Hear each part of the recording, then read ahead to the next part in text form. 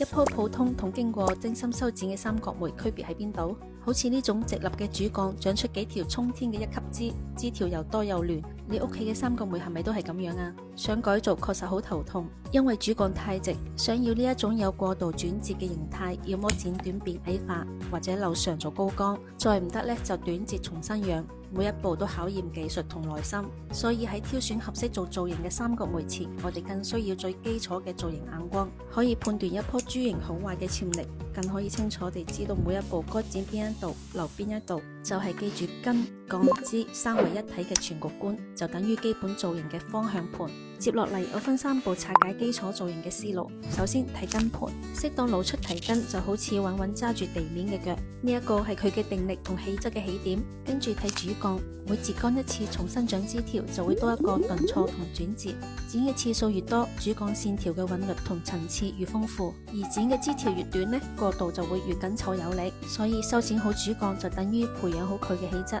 最後就係枝條啦，決定咗冠幅嘅大細，通過修剪控制延伸方向嚟營造層次同空間感，令細節更加生動。記住從下往上睇呢一個順序，從整體到局部，下次修剪就有方向，越剪越有型㗎啦。